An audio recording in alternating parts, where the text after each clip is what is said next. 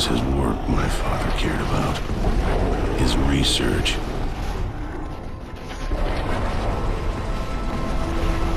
He tried to save his work. I tried to save him. Hello there, Sera from 17 once again, introducing you to my Gears of War 3 Insane Difficulty video walkthrough. And this is the final part to Act 4, Chapter 2, Crater. And, right then, I just stole a Lancer off Anya. So, something I mentioned in the last video might not be as true as I thought it to be, because this next fight coming up is one of the harder ones on the game for me personally, because I struggled with it. It's a very long fight, and it's a catch-22 situation. And the situation is as follows. A bunch of Stalks are going to spawn at the top of this hill. There's going to be a bunch of Lambent Wretches, there's going to be a bunch of just normal Lambent guys, and that Stalk is going to start spawning them. Where the problem arises is to push up and get a good position to kill the Stalks, you put yourself in harm's way, and you die. But if you don't kill the Stalks, so many enemies will come that you will have no ammo to deal with them, and it becomes a massive clusterfuck of a fight where you're taking on an army, and you don't have the ammunition for a battalion, let alone a full army. And I struggled with this.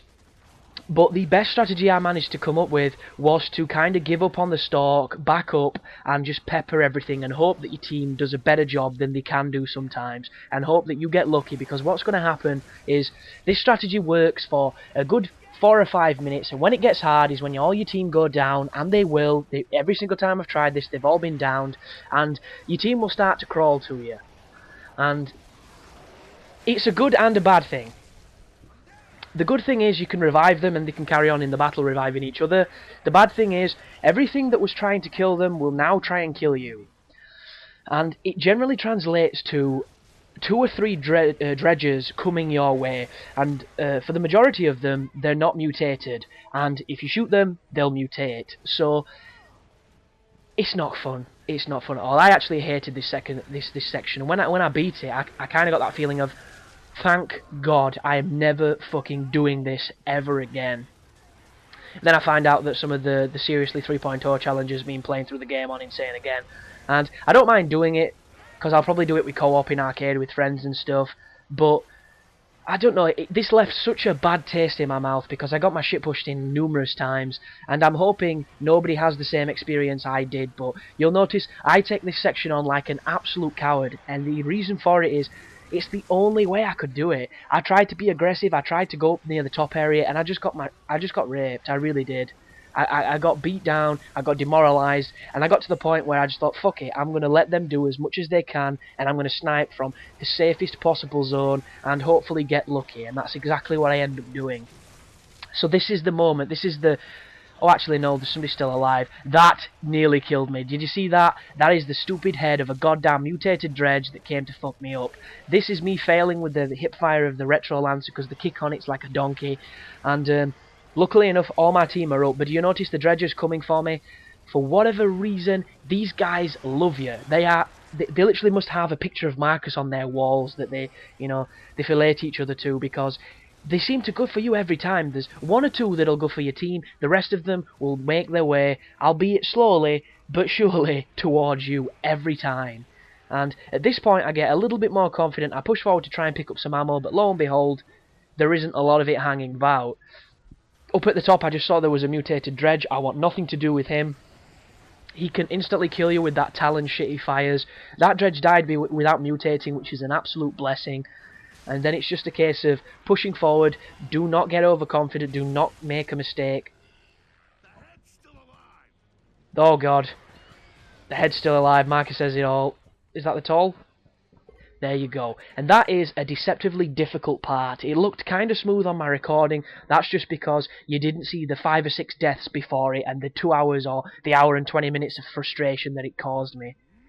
But in fact, I might not have been on it that long, but have you noticed how it seems like it's taking forever when you die a few times? It seems like you've been there all day when maybe you've only been doing it for 30 minutes. The last boss was like that. I must have died about 20 or 30 times on the last boss, and it felt like I'd been doing it for hours, and I think I'd only been doing it for 2 hours, maybe an hour. It was crazy, but that is the end of the difficult part. We will now be moving inside the building, and shit gets easy from now on, so you can take off your try-hard pants and you can relax back in your velours and just, feel the texture But oh, I just thought of Zap Brannigan on Futurama when he gets the new outfits with the ridiculously short shorts, and he's just like, and he touches it, he's like, ooh, velour, just with his really sly tones. God, that guy's so funny, and if you've not seen him in Futurama, the dude is genius. He's like, I've got the captain's itch, Kif. He's like, I'll get the talc. Not that itch. The itch for adventure. God, the guy is awesome. But what's going to happen here is you try the elevators, they don't work, and then you're going to get mauled by a bunch of farmers. And the best thing to do is to go into that little store cupboard that I just went into then, pick up the mulcher, run all the way back to the area where you turned the power on, and this is the safest place to be. You have a good 5 to 10 feet of a run up for them to come for you. There's only one entrance they can come from, and you have a heavy weapon. It's about as simple as it gets. When you start getting low on the ammo for it, burst fire it as opposed to going flat auto. Don't kill anything unless it comes for you. Let your team deal with as much as possible. Then pull out your shotgun or your lancer, and you should easily survive it. I had no troubles whatsoever. And just do your thing. Just do your thing. But the DLC for the new Fallout New Vegas has been released, the Lonesome Road, and I love Fallout New Vegas, don't get me wrong, but twice now I've been bitten when it comes to the DLC. Just like Fallout 3, some of them are great, some of them are not great, and I absolutely fucking hated Old World Blues, and that's the reason why I didn't do a walkthrough to it, because I literally played it for a few hours. It was just a never-ending fetch quest. I didn't dig it whatsoever. I didn't dig the new weapons. I didn't dig the environment. I was sat there without a shovel. I just didn't enjoy it, and I'm kind of not knowing what to expect with the new one, because it could be really good, and I'm optimistic, but at the same time it could suck massive dick again, and I'll be burnt a third time. And they're 800 Microsoft points for something that you're not going to enjoy, and I'm a bit tight when it comes to money at this moment in time because of my funding or what have you, and I don't know. I hope it's good. If anybody's played it, please drop me a message and, you know, cure my lack of optimism. But I don't know. I really don't know. Because the guides generally get a nice response. People watch them, people enjoy them.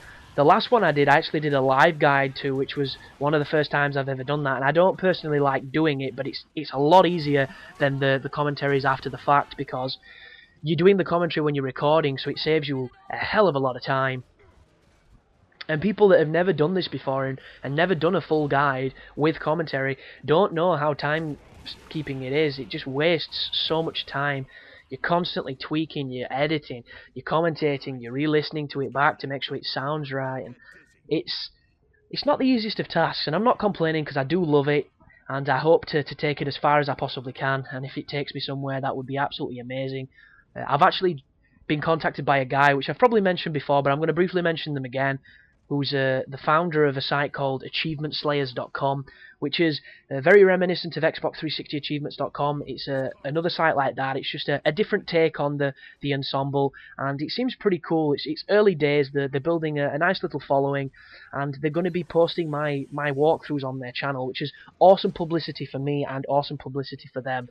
So if you are a self-proclaimed achievement whore, or you're just interested in, you know, a different gaming site, check them out, because they are cool, they are interesting, and the guy that's one of the co-founders seems like a totally sound dude, and that is pretty rare these days in you know, this internet culture that we live in, because there is pretty much, you know, one third of all people on the internet are assholes.